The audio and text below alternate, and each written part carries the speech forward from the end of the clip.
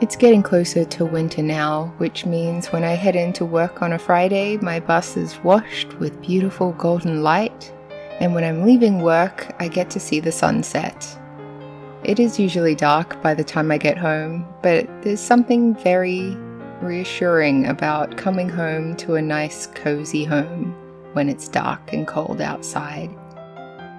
If you're new here, hello, I'm Beck, and this is a video journal of my life. This is nice lighting. It's a nice time of day. I probably won't do a lot of vlogging on a Monday, but today's Monday and it's supposed to be a writing day, but not feeling it. So doing a little bit of vlogging. I've been thinking about trying to just record more stuff in general. I've been focused on, with the mind to making this vlog that I post publicly, getting B-roll, which is, you know, moving through my life and inanimate objects, scenery, things that I'm looking at and focusing on, and just sort of stuff that you cut to whenever you're talking about something. For example, right now I'll cut to something random that I saw while I was out and about, or potentially when I was at home. Yeah, but I want to do more home movies where it's capturing silly moments of just like Cam and I playing with the cats, or when I'm with my family, when we're hanging out with our friends. Moments where, while it would be interesting to include in a vlog, like it makes a vlog much more interesting, I'm disinclined to include a lot of other people in my vlogs because I'm conscious that not everyone wants their whole life on the internet, and especially moments where like maybe they don't look as glamorous as they might like to look or something. Those are moments that you love to see when you're reviewing like on a home movie where it's like, oh, 10 years ago I looked like a freak. Or in my case, God, how long ago was it now? Here's a photo, not video, of my awkwardest stage. Maybe a couple of photos. I had some good time. I thought I looked great, but I was, okay.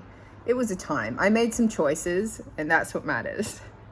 But yeah, I like the idea of looking back on what we were doing just in our everyday lives and just like remembering, because you never know like who's going to find that valuable in the future.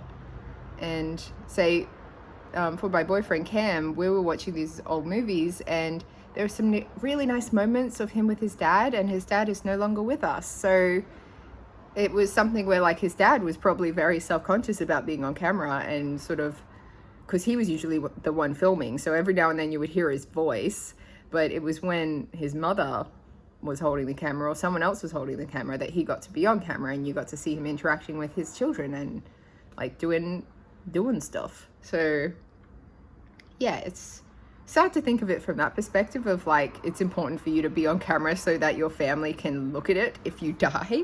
But it's also just from a perspective of like, I really enjoyed seeing his family at a time when I did not know them.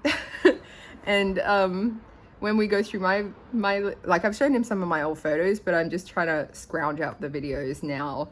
And I have a feeling Cam's going to appreciate my attitude as a child. I was a lot. I still kind of am a lot, but I'm aware that not everyone appreciates it, so I've toned it down, especially publicly. But yes, it's fun to see the personal growth that occurs between when one is a child and one is grown. And it's also fun to see like era appropriate fashion and hair and just everything. It's just like the stuff that you don't think about. Like there was some points where they're getting into a car because they're going to the airport, so someone was recording them getting in the car and driving away. I don't know what model the car was, but it was definitely like an old vintage car.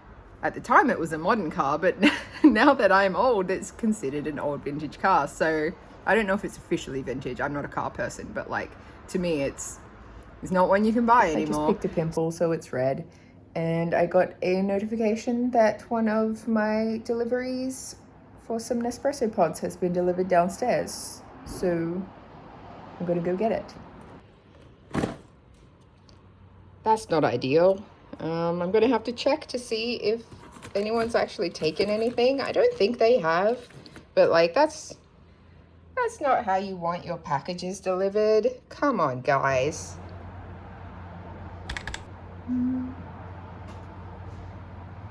If my hair was always this short, would it be cute? What do people think? Should I cut it? We'll see. Poppy's hanging out with me at the moment, and I'm just having some breakfast, coffee, and terrible for me but delicious raisin toast with jam on it. Normally I just have it with butter. Today it's butter and jam. It's that kind of a day. And yeah, I've been getting a decent amount of footage in. On Monday I didn't do anything, including record footage, even though it is my writing day and I usually have a rule that I have to at least write something. I had the lady pains and felt like actual garbage. That's right, Panda, I felt like actual garbage.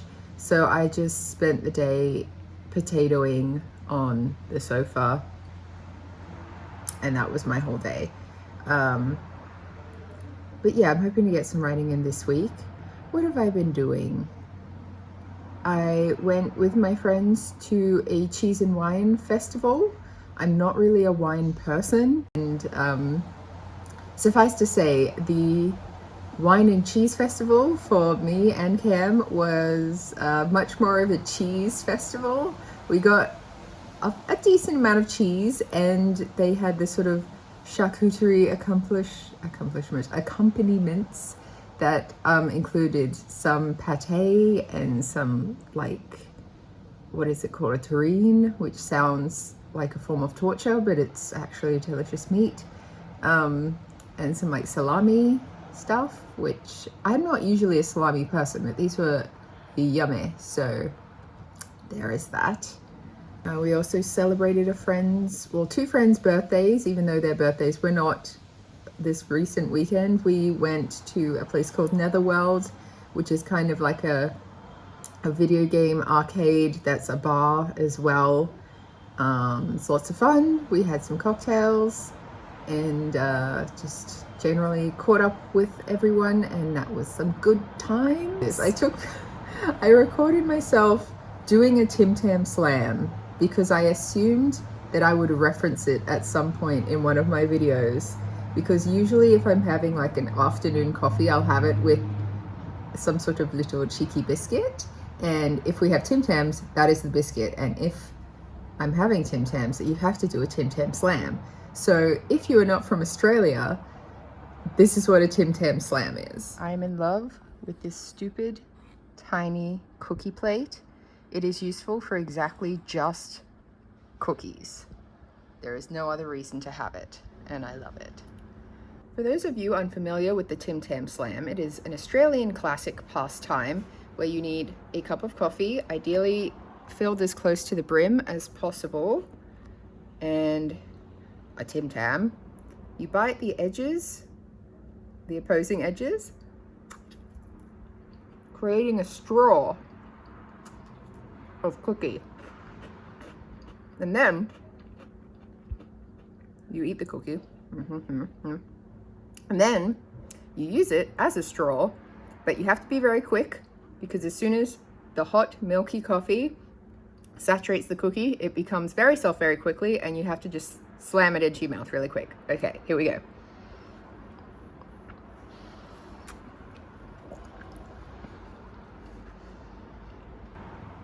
That's how you do it. Putting together the bullet journal for June started pretty rough. I had in mind the specific colors I wanted to use, and I wanted it to be like a nighttime clouds and moon sort of relaxing feel, because June, it's winter and it feels very cozy and just like sleepy dream time feeling. But right off the bat, I couldn't really decide what, like I used the wrong pens or something, and so I went over the clouds a few times. I don't know if I even recorded that. It came out fine, in the end, the main page looks nice, but then I almost immediately wrote the wrong day. Instead of having it start on like June 1st is a Sunday, I thought it was a Saturday, and so I started doing days where I'd written what day of the week it was, I'd written the wrong day. And so instead of whiting out this huge section, I decided to take my like backup tester bullet journal and just cut out a page so that I'll show it here, but I'll zoom in. You can see that it's been stuck down on the part that looks like a ribbon, and also the part that looks like that's just normal. That's how I'm phrasing that. I also just realized I showed you some of what I wrote in my journal. I don't think it's anything too groundbreaking. Oh, right. I have started a Patreon. I thought that I would need to have 5 million subscribers before it was worth having one. Whenever I've seen other YouTubers talk about having a Patreon, they're like, oh, a lot of people have asked me if I have a Patreon, so I started one. And I realized recently that there are a few people that I know just in the art community who start a Patreon without even being on YouTube, who don't have much of a following on Instagram, but like they obviously are better at networking. They go to a lot of the like markets where they're selling stickers of their art and things like that, which I do not do because I do not have the time. I suppose I could make the time, but it's sort of something that like feels too much like work to me, at least at the moment. So I've started a Patreon that is going to be for my writing and my drawing. So I'm combining my two... My camera fell over. Okay. I've combined my two different brands because it's me. Like I am the brand. I don't know why I felt the need to have my drawing channel have such a different vibe to my writing channel. Well, this is my writing channel, which is really more of a blog, but like a lot of it is that my books are very fantasy and sort of like come into the forest and like go on an adventure. Whereas my drawing channel is like I'm a draw thing. I don't know what it's going to be yet. It's probably going to be a stupid little thing. But a lot of the things are D&D characters, or they're characters from the book that I've written. So there is no reason, like they're almost always a magical sort of fantasy character. So there's no reason why I couldn't change that branding to be more in line with the like adventurer, fantasy, fairy, forest kind of thing. Anyway, I've rebranded my art channel just quietly, and that sort of made way for me to create this Patreon where it has one clear brand, and that brand is applied across all the things that I make because the brand is me. Haha. It has 3 paid tiers. The first one is 3 Australian dollars, and the most expensive one is 10 Australian dollars, and the middle one is $5. But you can also subscribe as just like a free, just follow for free, and then you'll see whenever I have an update that is like going out to everyone. It can like, I can get it to send emails as well. I know I have some people who have signed up to emails through my website, which I do appreciate because it means that like if Patreon dies, if all the social medias all die, then you'll still get information when I publish my next book. Potentially if anything happened to YouTube, but I wanted to keep a drawing channel, I could start up a new one on a different platform. I know Patreon lets you upload videos. I could just start doing those for free if YouTube dies, or like there's Vimeo and all that kind of stuff. I don't use TikTok at this point. I realize I should, especially being an author. There's a whole like community around like AuthorTube or BookTok and all that stuff. I just feel like I've been on it. It's not really for me. I don't really like it. So I'm not saying I'll never go on TikTok, but I just don't like it. And it's my life and my channel and all that stuff. So in line with the I don't want to be on TikTok, I have decided to do other things that are much stupider, which includes Operation Sneaky Monkey. I will cut to that now. Okay, so Operation Sneaky Monkey is about to commence. I feel very foolish and a little bit nervous, so. The idea was to go to a normal bookstore and put business cards that had information about my books into traditionally printed books of a similar genre, so that when someone was reading that book, they A, had a handy bookmark already in there, and B, might consider buying from an independent author and visiting the links that are on the business card. Okay, so I got rid of all the cards I had. I didn't record it all because I felt like a twat doing it enough. But hopefully people aren't cranky when they're partway through reading a book and find a little business card. I wouldn't mind. I'm sure people don't care. It's like, I feel like I'm breaking the law or something, but maybe it will help. I don't know. There are only like 10 cards, so that would be amazing if it made much difference in sales, but getting the name out there. Sneaky Monkey. So yeah, Operation Sneaky Monkey is thusly named because it's guerrilla marketing. I don't know if you're supposed to say it as guerrilla marketing, but like I'll put the word here and the definition as well. So Sneaky Monkey is like, it's not really like, it's a very nothing kind of getting my name out there, but it's something technically. Anyway, the coffee's still warm. That's good. Often it gets cold before I'm done with my ponderings.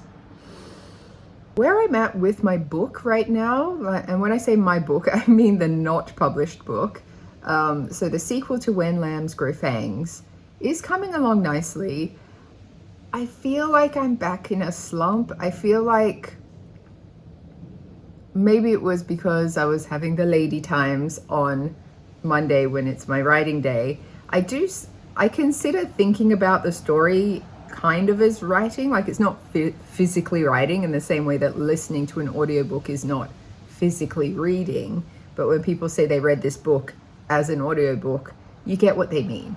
It's kind of that thing where like, if I'm planning the book in my brain, that is still working on the book and therefore it is writing. But I feel like a lot of my struggles recently with writing are coming from the fact that I know all the broad strokes of the story, whereas in the first story I just like wrote everything, it all streamed out of me, and then the editing process was where I made it into something more coherent that had like strong themes and better style of writing. Not that like there are some parts that are pretty much unedited, but like, yeah, I feel like this book, I'm writing it in a different way because it is the second of a duology, and so it needs to have like, this is the ending. There will be other books in the same world. I already have a lot of ideas for the other stories that are going to be happening around the world after this book is completed, but in the meantime I need to complete this book, and because I already know what happens in my brain, it kind of feels done, and that makes like writing the journey part, the part that like when you're a reader, that's the part that is interesting. I don't want it to be boring, but if I get bored while I'm writing it, then obviously it is boring. So the struggle is trying to make each of the smaller scenes still very interesting while being aware that like this big stuff is coming. But yeah, and there's a little bit of like, I have characters in scenes where I wasn't planning on giving them a lot of character development, but they're in enough scenes now that I feel like I should. And I probably will, because they are interesting characters. It was just that thing of like, this isn't their story, this is Anna's story. And part of the reason I want to write other books in the same world is that I can focus in on other characters who we're not looking at that closely in this book, but they do have a very intriguing story to tell. So there is that. But yeah, that's where I'm up to with my book. There's a lot written. I don't want to say like this many chapters, because usually in the editing process, some chapters get merged together and others get cut in half, so it changes a lot. I'll put the word count up here. Again, during the editing process, some of it gets cut, some of it gets added. If I can say things more concisely, I usually will, unless for pacing reasons it needs to feel like it's taking a long time, and then I have to drag out the words a little bit so that you can feel the sense of frustration when things are taking a long time. It's a little pacing trick. It's funny because that usually means that the most exciting scenes, the like fight scenes and stuff like that, they happen so quickly writing wise, but because it's such like juicy information, it takes a long time to write.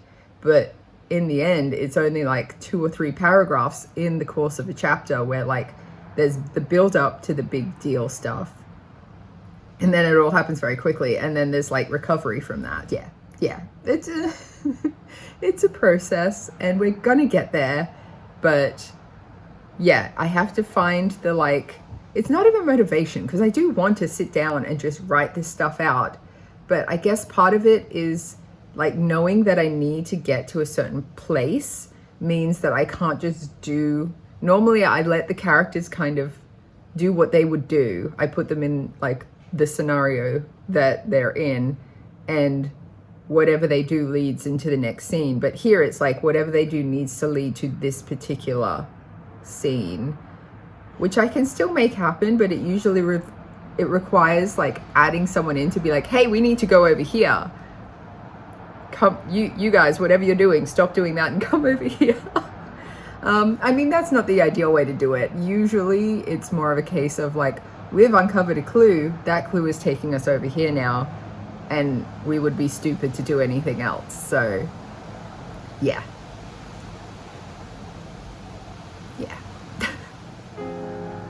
What do you do when you're feeling creatively blocked? Do you take it as a sign to rest and go for a walk, spend time with friends, cook a nice meal, do anything other than focus on this creative thing that's giving you turmoil? Or do you force yourself to knuckle down and do something creatively, even if it's not necessarily the project that's giving you strife, just so that you don't lose the momentum of doing creative things?